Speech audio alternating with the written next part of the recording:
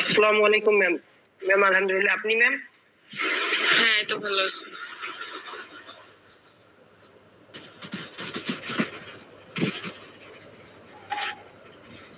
আচ্ছা, স্ক্রিন দেখা যাচ্ছে? জি ম্যাম। দেখা যাচ্ছে।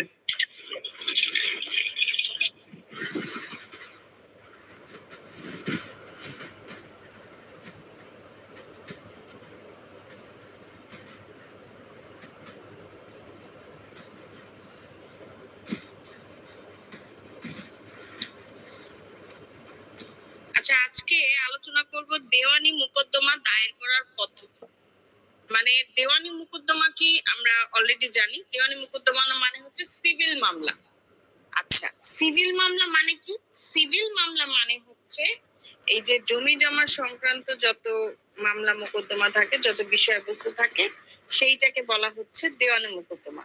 শুধুমাত্র যে জমি জমা সংক্রান্ত মামলাগুলাই দেওয়ানি মোকদ্দমা বিষয়টা তা না। আপনার পারিবারিক সংক্রান্ত যে ব্যাপারগুলো, অর্থাৎ পারিবারিক আদালতের যে মামলাগুলো থাকে, সেগুলো আমরা দেওয়ানি মোকদ্দমা বলবো। এছাড়াও আমরা আপনার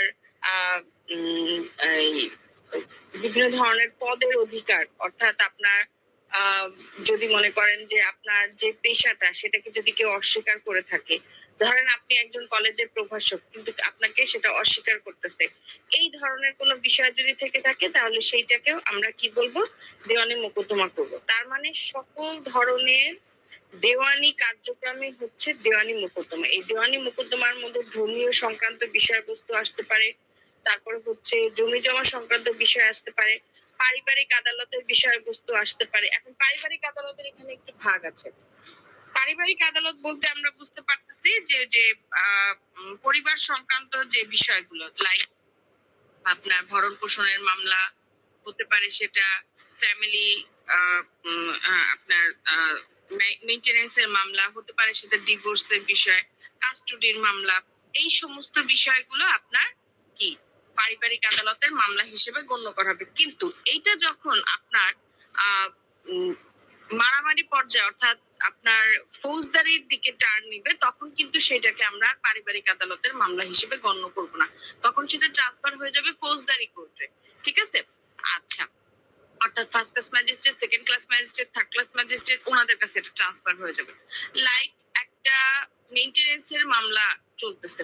মেইনটেনেন্সের মামলা চলাকালীন অবস্থায় যদি হাজবেন্ড ওয়াইফের মধ্যে মারামারি হয়, এবং সেই ক্ষেত্রে যদি যে কেউ একজন রক্তাক্ত হয়ে যায়, অর্থাৎ নারী নির্যাতনের মামলা যদি সে করতে চায়, তাহলে সেই ক্ষেত্রে, অর্থাৎ পারিবারিক মামলাটা যখন নারী নির্যাতনের মামলায় মোড় নিল, তখন কিন্তু সেটা আর পারিবারিক মামলা রইল না, সেটা কিন্তু তখন চলে গেল ফৌজদারি মামলা। ওকে, তো এই ধরনের বিষয়। আবার ধরেন একটা মেইনটেনেন্সের মামলা, এই মেইনটেনেন্সের মামলা থেকে যখন সেটা আপনার চলে গেল হচ্ছে আপনার যৌতুক রিলেটেড, ঠিক আছে, তখন সেক্ষেত্রে সেটা কিন্তু আমাদের হয়ে গেল নারী ও শিশু নির্যাতন দমন আইনের আন্ডারে মামলা, অর্থাৎ ফৌজদারি মামলা। ধরেন কেউ ডিভোর্সের, একজন মহিলা ডিভোর্সের মামলা দায়ের করছে। এখন এই ডিভোর্সের মামলা দায়ের করার সময়, অর্থাৎ ডিভোর্সের সাথে সে পাশাপাশি নারী ও শিশু নির্যাতন দমন আইনের আন্ডারে সে কি করলো? সে একটা যৌতুকের মামলা দায়ের করলো। ঠিক আছে? তাহলে এইটা কিন্তু আবার হয়ে গেল কি? এটা কিন্তু আবার পারিবারিক মামলা রইল না। অর্থাৎ পারিবারিক মামলাগুলো, অর্থাৎ দেওয়ানি মামলা থেকে কিন্তু একটা ক্রিমিনাল মামলায় মোড় নিতে পারে। এরকম একটা কোশ্চেন আমাদের বার কাউন্সিলের স্টুডেন্টদেরকে পড়ানো হয় যে দেওয়ানি মামলাটা কি ফৌজদারি মামলায় মোড় নিতে পারবে কিনা। ঠিক আছে? তো বিষয়টা এরকম, এই সমস্ত গ্রাউন্ডের ক্ষেত্রে একটা দেওয়ানি মামলা কিন্তু ফৌজদারি মামলায় মোড় নিতে পারে। আচ্ছা, এখন শুধু পারিবারিক মামলাগুলোকে যে আপনার ফৌজদারি মামলায় মোড় নেয়, বিষয়টা তা না। এছাড়াও আপনার ধরেন দেওয়ানি মোকদ্দমার যে আরো বিষয়বস্তু আছে, ধরেন একটা সিভিল কোর্টে আপনাদের একটা জমি জমা সংক্রান্ত বিষয় নিয়ে মামলা চলতেছে। ওকে, এখন এই মামলাটা যদি আপনার মনে করেন যে এক পর্যায়ে মারামারি হয়ে যায়, চাঁদাবাজি সন্ত্রাসীর মতো কোনো কার্যক্রম হয়, এবং সেইটা কিন্তু তখন কি হইতেছে, টার্ন হয়ে ফৌজদারি মামলায় চলে যেতেছে। তার মানে এই না যে ক্রিমিনাল মামলা চলাকালীন অবস্থায় যে আপনার সিভিল মামলাটা ডিসমিস হয়ে গেল, বিষয়টা কিন্তু তা না। আপনার একই সাথে সিভিল মামলা এবং ফৌজদারি মামলা দুইটা একসাথেই চলতে পারবে। অর্থাৎ পারিবারিক আদালতের আন্ডারে আপনার কাস্টডির মামলা আছে, পাশাপাশি আপনার যৌতুকের মামলাটাও চলতে থাকবে ফৌজদারি আদালতে। তো দুইটা মামলা আপনার একসাথেই চলতে থাকবে, এটা কোনো সমস্যা না। আরেকটা বিষয়, ফৌজদারি মামলা অর্থাৎ আইনি প্রতিকার যদি আপনি পেতে চান সিভিলের ম্যাটার গুলোতে, তাহলে সেই ক্ষেত্রে সিভিল মামলা যেটা সেইটা হচ্ছে চূড়ান্ত প্রতিকার, বুঝছেন? আচ্ছা, তো এই বিষয়গুলাই হচ্ছে সাধারণত দেওয়ানি মোকদ্দমা। তাহলে আশা করি বুঝতে পারছেন দেওয়ানি মোকদ্দমা কি জিনিস। এখন আসেন আমরা দেখি, এই যে দেওয়ানি মোকদ্দমার কথাগুলো বলতেছি, এই দেওয়ানি মোকদ্দমাটা আমরা কিভাবে দায়ের করব? হ্যাঁ, আচ্ছা, দেওয়ানি মোকদ্দমা আমরা বিভিন্ন পর্যায়ে আমাদের পর্যায়ক্রমে আমাদেরকে দায়ের করতে হবে। সেটা কি কি?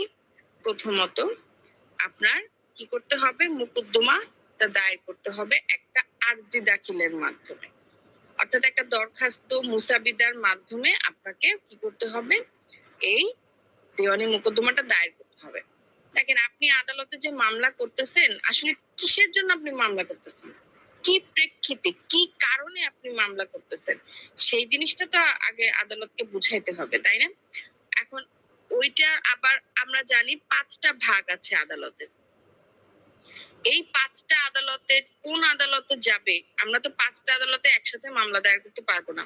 সেটা নির্ধারণ করা হবে কিভাবে, এখতিয়ার দেখে, ঠিক আছে? এখতিয়ারের মাধ্যমে সেটা নির্ধারণ করা হবে। তাইলে এই আপনার ধরেন জায়গার সম্পত্তির মূল্য যেটা, ধরেন 2 লাখ টাকার একটা মামলা যদি হয়ে থাকে, সেক্ষেত্রে আমাদেরকে সহকারী জজ আদালতে যাইতে হবে। যদি 25 লাখের উপরে অর্থাৎ 30 লাখ টাকার যদি একটা মামলা হয়ে থাকে, সেদিকে আমাকে যাইতে হবে সিনিয়র সহকারী জজ আদালতে। এইভাবে মামলাগুলো আসলে টার্ন আউট করবে। ওকে, যাই হোক, তাহলে একটা মোকদ্দমা দায়ের করব কিভাবে, আরজি দাখিলের মাধ্যমে, এবং আদালতের নির্ধারিত কর্মচারীর নিকট আরজিটা দাখিল করতে হবে। কি করতে হবে, আরজিটা আমি আদালতের যে নির্ধারিত কর্মচারী অর্থাৎ যার কাছে আমাকে মামলাটা দায়ের করতে হবে, মানে যিনি নিযুক্ত কর্মকর্তা, অর্থাৎ এই আরজিটা দাখিল করে, মানে আরজি সমস্ত কিছু কপি টপি রেডি করে আমি যার কাছে জমা দিব, তিনি হবেন হচ্ছে আপনার নিযুক্ত কর্মকর্তা। দেখেন, মামলা কিন্তু সরাসরি আমরা যদিও বলি যে অমুক আদালতে মামলা করতেছি, আমরা কিন্তু মামলাটা বিচারকের কাছে করি না, আমরা মামলাটা দায়ের করি সেরেস্তাদারের কাছে বা পেশকারের কাছে, ঠিক আছে? তো উনি হচ্ছে নিযুক্ত কর্মকর্তা, অর্থাৎ আরজিটা গ্রহণ করার যে নিযুক্ত কর্মকর্তা, হ্যাঁ, তার কাছে মামলাটা দায়ের করতে হবে।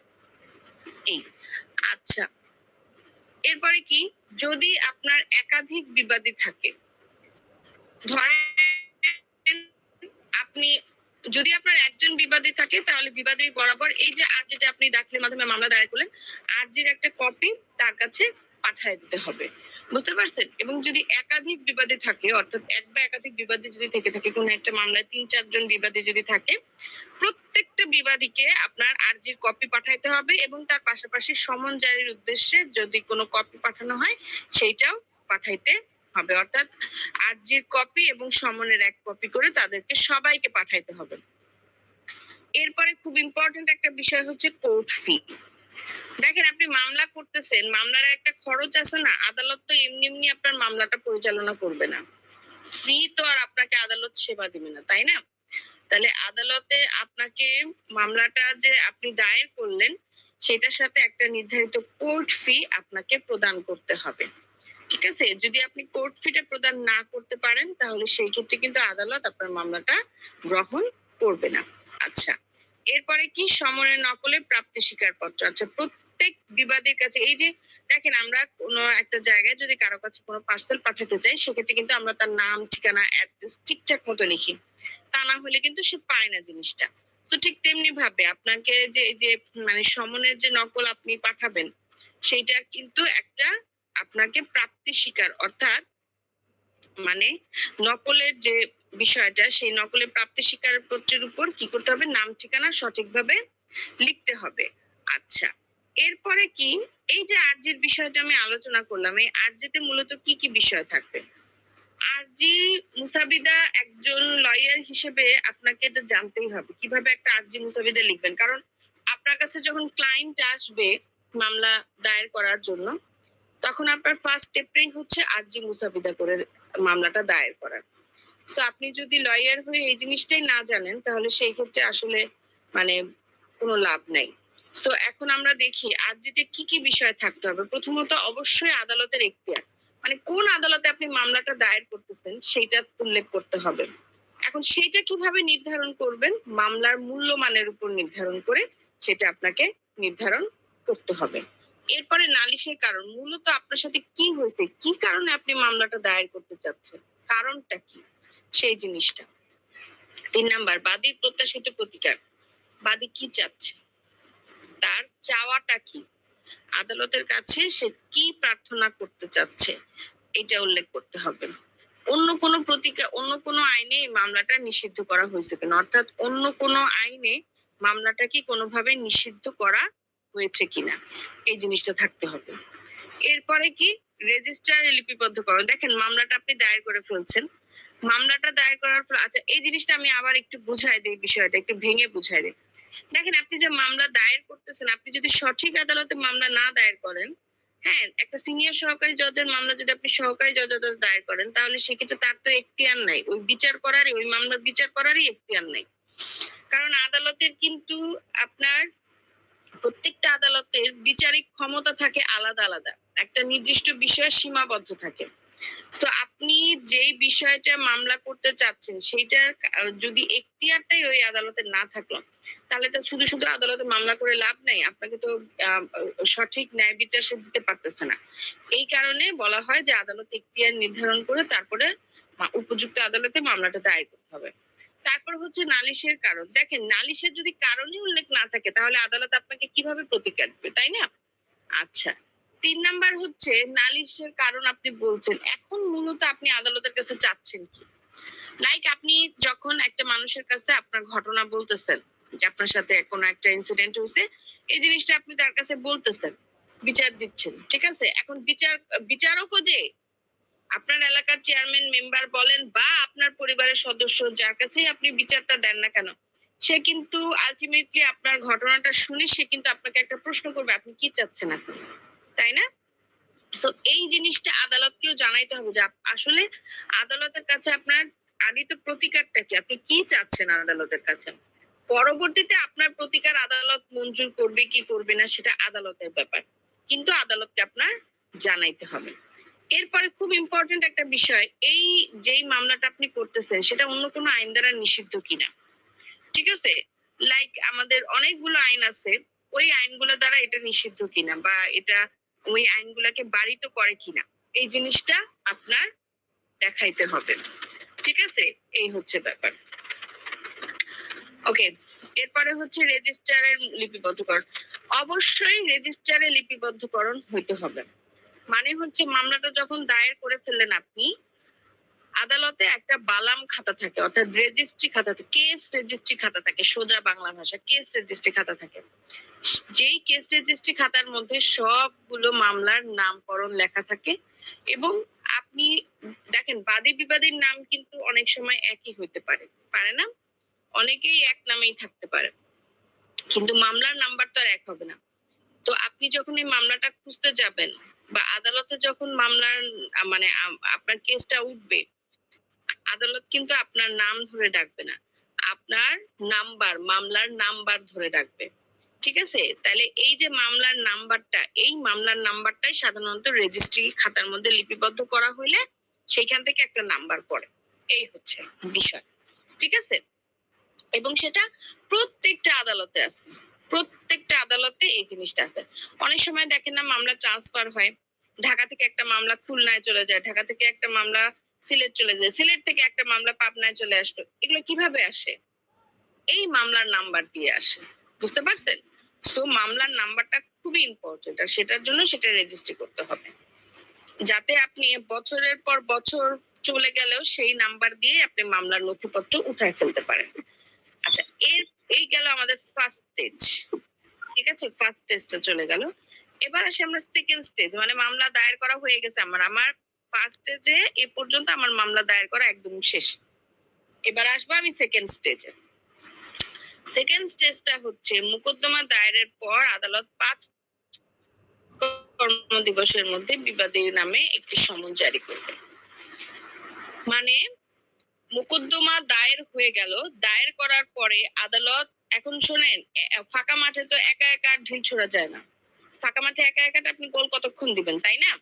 আপনি যার বিরুদ্ধে মামলা করছেন তাকে তো বিষয়টা জানাইতে হবে। সে যখন আদালতে উপস্থিত হবে, তার বক্তব্য শুনবে আদালত, উভয় পক্ষের বক্তব্য শুনে তারপরে না যুক্তি তর্ক শুরু হবে, তারপরে না মামলা শুরু হবে। এর আগে তো একা একা মামলা করলেন আর হয়ে গেল, বিষয়টা তো তা না। আপনার কথা শুনে আদালত সামনের দিকে আগাবে। হ্যাঁ, আপনি বাদী হয়ে আপনি মামলা করছেন, ঠিক আছে, ভালো কথা। কিন্তু তার মানে এই না যে বিবাদের কোনো কথাই আদালত শুনবে না। বিবাদের কোনো কথাই সে শুনবে না, সরাসরি সে মানে আপনার কথা অনুযায়ী সে মামলার রায় দিয়ে দিবে। তার কারণ হচ্ছে আপনি আগে মামলা করছেন। বিষয়টা কিন্তু তা না।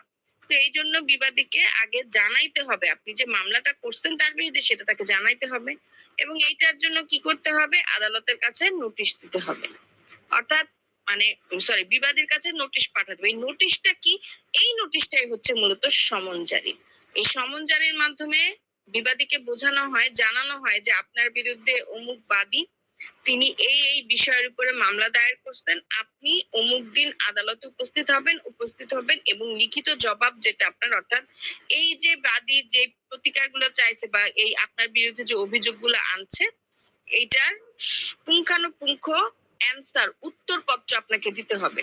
মানে বাদী যে যে প্রশ্নগুলো করছে বা যে যে বিষয়গুলো আপনার বিরুদ্ধে অভিযোগ তুলছে, সেগুলার পুঙ্খানুপুঙ্খ উত্তর আপনাকে দিতে হবে এবং উত্তর দেওয়ার মাধ্যমে আপনি কি করতে পারবেন?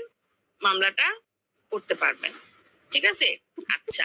এবং এইটা ৫ কর্মদিবসের মধ্যে, অর্থাৎ যেদিন মোকদ্দমা দায়ের হলো সেদিন থেকে পরবর্তী ৫ কর্মদিবসের মধ্যে বিবাদী কি করবে? সমনটা জারি করবে। আচ্ছা, সমনের মাধ্যমে বিবাদীকে আর্জির বিষয়ে কি করতে হবে? অবগত করা হয় এবং তাকে নির্ধারিত দিনে আদালতে হাজির হয়ে জবাব দিতে হবে। ওই যে যেটা একটু আগে বলে দিলাম, দ্যাটস ইট। এরপর আসে তৃতীয় পর্যায়ে। তৃতীয় পর্যায়ে কি? বিবাদীর লিখিত জবাব। আর্জি দাখিল করে মামলা করছেন, তারপরে আপনি কি করছেন? সমন জারি করছেন। এখন সমনটা পেয়ে গেছেন। বিবাদী যখন সমন পেয়ে যাবে, এই যে বললাম যে উত্তরটা দিতে হবে, এই উত্তরটা কবে দিবে? বিবাদী যখন সমনটা পেয়ে যাবে, সমন পাওয়ার পরবর্তী ৩০ কর্মদিবসের মধ্যে, কতদিন? ৩০ কর্মদিবসের মধ্যে বিবাদী লিখিত জবাব দাখিল করবে। ঠিক আছে? এবং লিখিত জবাব যদি কোনো লিখিত জবাব মানে ওই যে বললাম উত্তরপত্র, সেই উত্তরপত্রটা কোনো কারণে যদি লিখিত জবাবটা দাখিল করতে ব্যর্থ হয়, তাহলে ৩০ দিনের মধ্যে, তাহলে সেক্ষেত্রে ৬০ কর্মদিবসের মধ্যে তাকে মানে আরো ৩০ কার্য দিবস তাকে বাড়ায় দেওয়া হবে। টোটাল ৬০ কর্মদিবসের মধ্যে তাকে কি করতে হবে? এই লিখিত জবাবটা দিতে হবে। জমা বুঝতে পারছি? জি ম্যাম, কিন্তু এখানে একটু কথা আছে ম্যাম। কি কথা আছে? ম্যাম, এই যে 30 দিনের মধ্যে যদি উনি লিখিত জবাব না দেয় বিবাদী, তাহলে ম্যাম আইন কি এর মধ্যে কি মানে আইনি কোনো প্রক্রিয়ার মাধ্যমে কি তাকে বিবাদীকে কোনো কিছু করতে পারে? অবশ্যই একতরফা রায় দিয়ে দিবে। একতরফা রায় ঘোষণা হয়ে যাবে। বাদী পক্ষে মামলা মানে আদালত রায় দিয়ে দিবে। যেক্ষেত্রে বিবাদীকে বারবার নোটিশ দেওয়া হচ্ছে, সমন জারি করা হচ্ছে, বারবার ই করা হইতেছে, ওয়ার্নিং দেওয়া হচ্ছে, কিন্তু আচ্ছা আমি একটু খুলে বলি বিষয়টা, সুন্দর করে বুঝাই বলি। প্রথমে সমন দিল, সমন জারি করে তাকে জানানো হলো আপনাকে লিখিত জবাব দিতে হবে। ৩০ দিন দেয়া হলো, ৩০ দিনের মধ্যে আপনি পারলেন না, আরো ৩০ দিন বাড়ায় দিল, টোটাল ৬০ দিন দিল। এই ৬০ দিনের মধ্যে আপনি দিলেন না, মানে বিষয়টা এরকম যে আপনি আদালতকে অপমান করতেছেন, আদালতের কথা আপনি গ্রাহ্যই করতেছেন না। এরপরে আদালত কি করবে? ওয়ারেন্ট জারি করবে। ঠিক আছে? ওই যে অ্যারেস্ট ওয়ারেন্ট, যেটা গ্রেফতারি পরোয়ানা, ঠিক আছে, ওইটা জারি করবে। ওটা হচ্ছে ফৌজদারির বিষয়। এবং সিভিলেও যদি না শুনে, সমন জারির পরে যদি সে উপস্থিত না হয়, তাহলে সেই ক্ষেত্রে গ্রেফতারি পরোয়ানা জারি করতে, কিন্তু অর্থাৎ আপনাকে গ্রেফতার করে নিয়ে আসবে, কিন্তু সেটা ওই মানে কোমরে দড়ি বাঁধা ওইরকম করে জানার বিষয়টা তা না আর কি। এই আপনাকে কি জাস্ট একটা ওয়ার্নিং দেওয়া যে আপনাকে আপনার বিরুদ্ধে এরকম এরকম সমন জারি হয়েছে, আপনি উপস্থিত হন নাই এবং আদালতে লিখিত জবাবও দেন নাই, তো এই জন্য আপনার বিরুদ্ধে কিন্তু একটা গ্রেফতারি পরোয়ানা জারি করা হয়েছে। তো আপনি যদি নির্ধারিত সময়ের মধ্যে লিখিত জবাব না দেন এবং আদালতে উপস্থিত না হন, তাহলে আমরা আপনাকে গ্রেফতার করতে বাধ্য হব। এই একটা মানে তাকে ওয়ার্নিং দেওয়া। তাতেও যদি কাজ না হয়, তারপরে তো তাকে কারাগারে আটক করা হবে। এবং এখন এখন মনে করেন যে কোনো কারণে তাকে খুঁজে পাওয়া গেল না, এরকম হয় না, খুঁজে পাওয়া গেল না, হাওয়া মানে জি সে ম্যাম। পালায় গেছে বা এরকম হয়েছে, তখন কি করবে আদালত? তখন একটা হুলিয়া জারি করবে। হুলিয়াটা কি জিনিস? হুলিয়াটা হচ্ছে আপনার বিজ্ঞপ্তি দেওয়া, খবরের কাগজে বিজ্ঞপ্তি দেওয়া। ওই যে দেখেন না, একে ধরিয়ে দিন, এরকম বিজ্ঞপ্তি থাকে না? হ্যাঁ, জি দেখেন জি না ম্যাম। খবরের, তো এরকম একটা হুলিয়া জারি করবে। এখন হুলিয়া জারি করার পরও কোনো কাজ হইতেছে না, তখন সেই ক্ষেত্রে আদালত কি করবে? তখন সেই ক্ষেত্রে আদালত মানে ইয়ের পক্ষে, অর্থাৎ বাদীর পক্ষে একতরফা রায় দিয়ে দেবে, শেষ। ঠিক আছে? জি ম্যাম। বিষয়টা হচ্ছে এরকম। আপনাদের এখানে যদিও এত ডিটেলস আপনাদের মানে বলা হয়নি, এত ডিটেলস জানার দরকার নেই, বাট এর নিয়ম হচ্ছে এরকম। আরো অনেক নিয়ম আছে যেগুলো আমি বলি না, আমি জাস্ট শর্ট আকারে বলে দিচ্ছি। আপনারা যখন বার কাউন্সিলের প্রিপারেশন নেবেন তখন এগুলো ডিটেলস জানতে পারবেন। আচ্ছা, এরপর কি বলছেন? চতুর্থ পর্যায়ে, এরপরে হচ্ছে আপনার বিচার্য বিষয়। লিখিত জবাব দাখিল হয়ে গেল, মানে বাদী পক্ষের কথা আদালত শুনলো, বিবাদী পক্ষ উত্তর দিয়েছে, বিবাদী পক্ষের কথা আদালত শুনছে। তার মানে বাদী বিবাদী দুজনের বক্তব্যই এখন আদালতের কাছে ক্লিয়ার, আদালত শুনতে পারছে যে বাদীর অভিযোগ এইটা, বিবাদীর অভিযোগ এইটা। তাহলে এখন এখন তো আমরা বিচার্য বিষয় পেয়ে গেছি, তাই না? যে মূলত তাদের মধ্যে কি নিয়ে যুদ্ধ হয়েছে, কি নিয়ে বিরোধ সৃষ্টি হয়েছে এবং তারা কি কি প্রতিকার চায় একে অপরের বিরুদ্ধে, পেয়ে গেছেন আদালত। আচ্ছা, জি ম্যাম। পেয়ে যাওয়ার পরে আদালত ওই যে বিচার্য বিষয় গঠন করবে আর কি। তো বিচার্য বিষয়টা আবার দুই প্রকার, একটা হচ্ছে আপনার তথ্য সংক্রান্ত, একটা হচ্ছে আইন সংক্রান্ত। এটা কি? এটা হচ্ছে আপনার আইনগত দিক থেকে সে কোনো প্রতিকার পায় কিনা বা কোনো ধরনের আইনকে সে লঙ্ঘন করছে কিনা, এই যে বিষয়গুলো, এটা আইন সংক্রান্ত বিষয়। আর এটা হচ্ছে তথ্য সংক্রান্ত, মানে ওই যে সাক্ষ্য প্রমাণ, উপযুক্ত সাক্ষ্য প্রমাণের মাধ্যমে আপনার মামলাটা সামনের দিকে অগ্রসর হওয়া, এরকম। তো যাই হোক, বিচার্য বিষয় আদালত নির্ধারণ করবে এবং সেই বিচার্য বিষয়ের উপর ভিত্তি করেই মামলাটা স্টার্ট হবে। এবং এই বিচার্য বিষয়টা কবে করবে? প্রথম শুনানির দিনে। ঠিক আছে? প্রথম শুনানির দিন মানে হইতেছে বাদী বিবাদীকে ওই যে লিখিত জবাব মানে দেওয়ার পরে একটা ডেট দিয়ে দিবে যে অমুক ডেটে আদালতে আপনাদের উপস্থিত হতে বলছে, এবং সেই দিন আপনার কাছ থেকে আদালত শুনবে এবং বিবাদীর কাছ থেকে আদালত শুনবে, দুজনের কাছ থেকে যে শুনলো, শুনে তারপরে সে বিচার্য বিষয় গঠন করলো।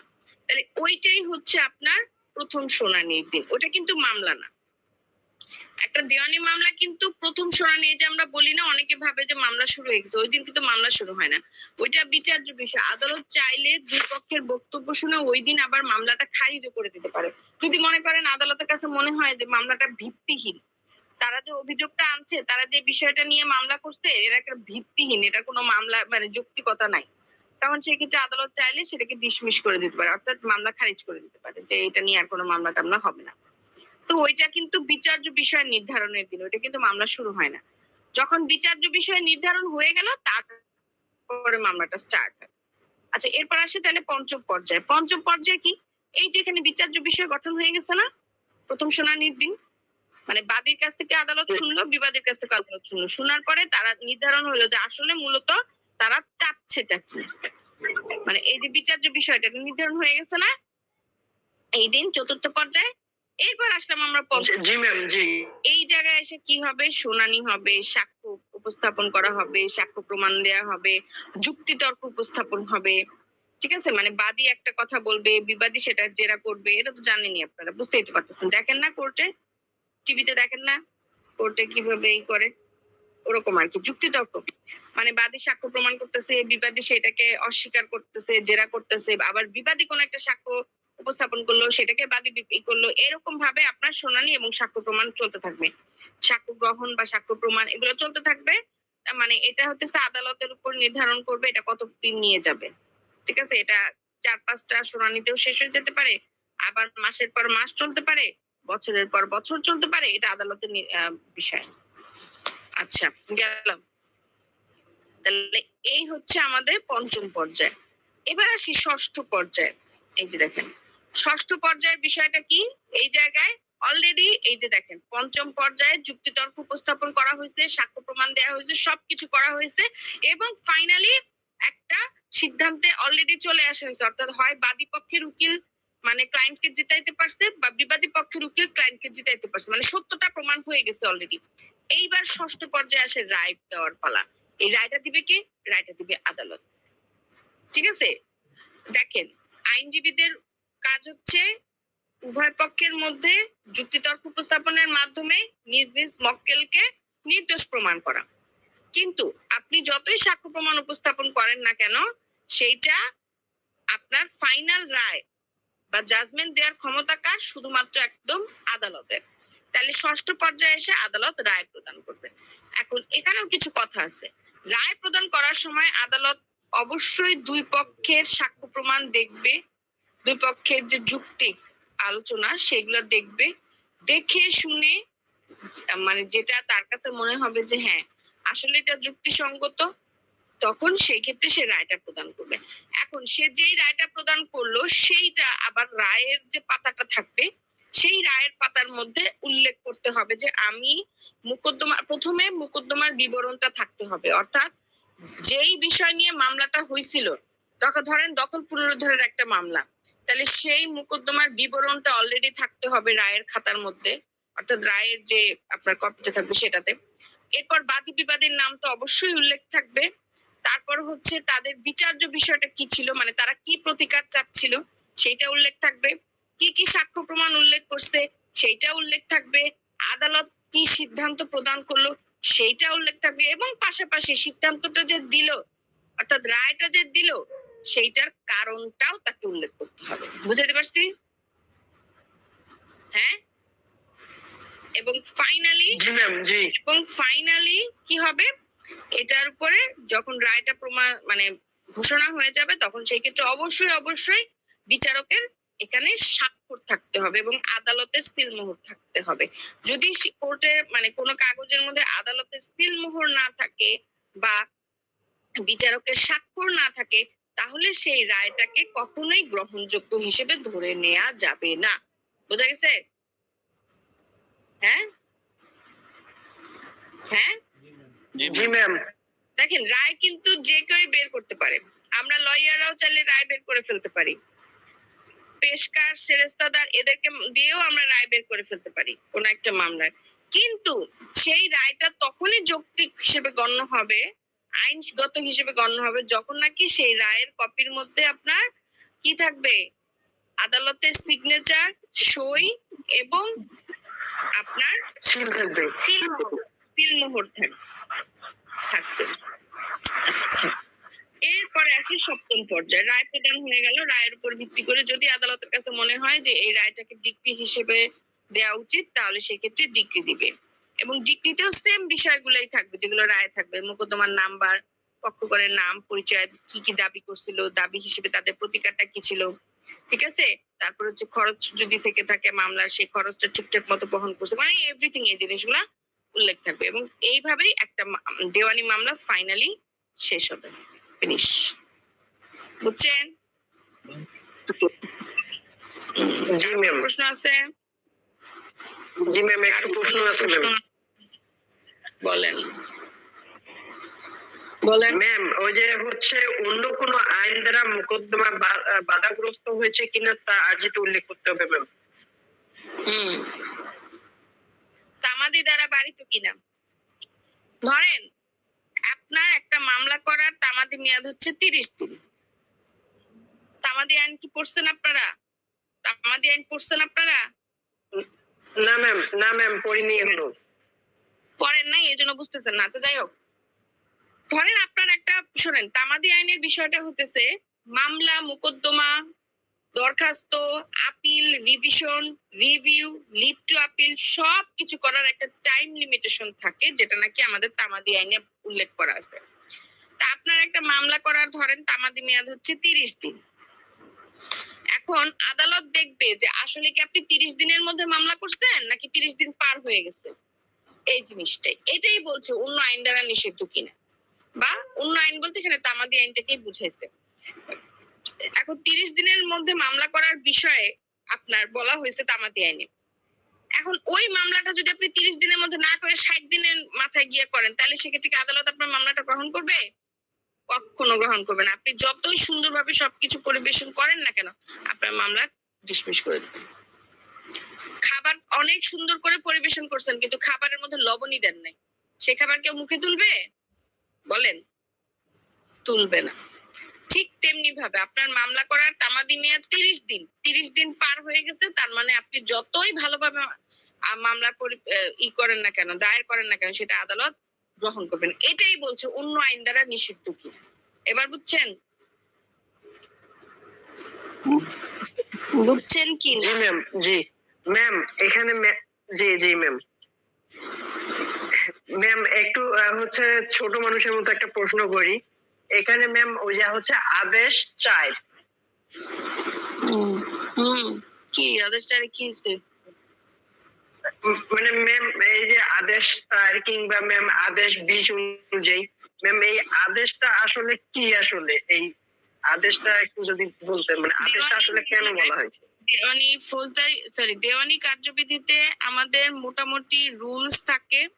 আদেশ আছে 51টা, আর হচ্ছে ধারা আছে 157টা।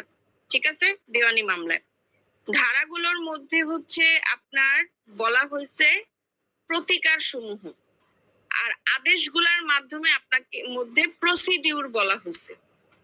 ঠিক আছে? ধরেন একটা ডিক্রি সংক্রান্ত মামলা, ঠিক আছে, একটা ডিক্রি দায়ের করবেন আপনি, সেই বিষয়ে আপনার দেওয়ানি আদালতের ধারাতে বলা হয়েছে, ধারা 48-এ এগুলা বলা হয়েছে, 51, 48, তারপরে হচ্ছে আপনার 46, 47 এইসব জায়গায় বলা হয়েছে।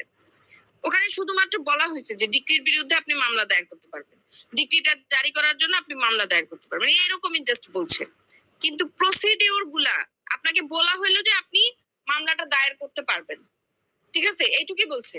কিন্তু কিভাবে একটা মামলা দায়ের করবেন, এই যে যেমন আপনাকে মামলার স্টেজটা আমি বুঝাই দিলাম, যে আর্জি দাখিল করবেন, এখানে এখানে এই জিনিসটা থাকবে, এতদিনের মধ্যে মামলা দায়ের করবেন, এই যে প্রসিডিউরটা আমি বুঝাই দিলাম, এই প্রসিডিউরটা না জানা থাকলে কি আপনি কি শুধুমাত্র একটা ধারার মধ্যে মামলা দায়ের করতে পারবেন? পারবেন না। তাহলে আদেশগুলোর মধ্যে এই প্রসিডিউর গুলা বলা আছে। তাহলে সোজা বাংলা ভাষা হইতেছে দেওয়ানি আদালত, দেওয়ানি কার্যবিধির 2টা পয়েন্ট আছে, অর্থাৎ 2টা ধাপ। ফার্স্ট ধাপ হচ্ছে ধারা, সেকেন্ড ধাপ হচ্ছে আদেশ। ধারার মধ্যে যেই বিষয়গুলো আলোচনা করা হয়েছে সেই জিনিসটার প্রসিডিউর, অর্থাৎ সেই জিনিসটার পদ্ধতিটা আপনার আদেশগুলোতে বলা হয়েছে। এবার বুঝছেন? যেমন এই আইনের 96, 97 এই 2টা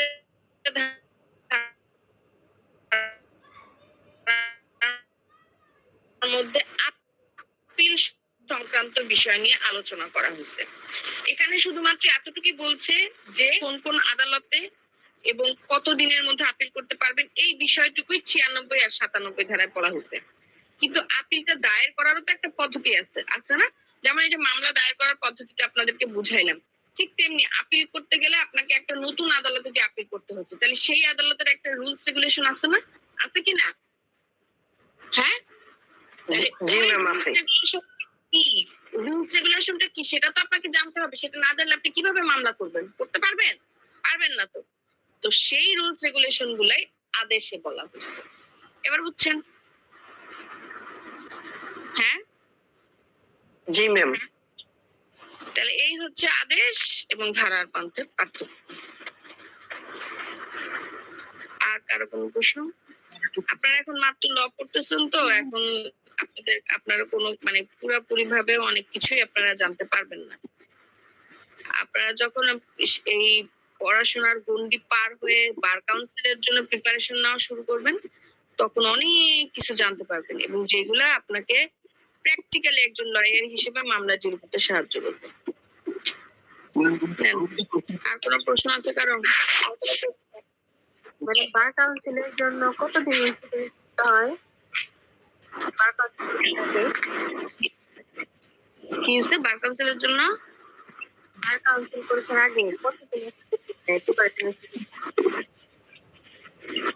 আপনি পাস করবেন, আপনি ল পাস করবেন, ল পাস করার পরে আপনি ইন্টিমেশন ফর্ম জমা দিবেন। ইন্টিমেশন ফর্ম জমা দেওয়ার পরে, ইন্টিমেশন ফর্ম মানে হইতেছে আপনি মানে আপনি যে পরীক্ষা দিতে ইচ্ছুক বার কাউন্সিলের, সেটার জন্য একটা ফর্ম ফিল আপ করা। ঠিক আছে? সেটা করার পরবর্তী 6 মাস পরে আপনি পরীক্ষা দিতে পারবেন। কিন্তু অত 6 মাস তো থাকে না, দেখা যায় যে 2-3 বছর বা 1 বছর 1.5 বছর টাইম থাকে। আচ্ছা, মানে 6 মাস ঠিকই, কিন্তু টাইমটা অনেক বেশি লেগে যায়। হ্যাঁ, এটা পরীক্ষা যদি সার্কুলার না হয় আপনি কিভাবে পরীক্ষা দিবেন? আপনার 6 মাস হইলেও পারবেন? হ্যাঁ, ওইটাই। হ্যালো, হুম। ঠিক আছে, যদি আর কারো প্রশ্ন না থাকে তাহলে ক্লাস লিভ নেই আমি। নাকি? Okay madam. আর কার প্রশ্ন আছে বলেন, বলেন। কার প্রশ্ন আছে? চূড়ান্ত শুনানি শেষে একটু জোরে কথা বলেন, আমি শুনতে পাই না। জোরে কথা বলেন। বা কাউন্সিলর পরীক্ষা ফাইনাল পরীক্ষার জন্য কোনো বয়সের সীমাবদ্ধতা আছে কি?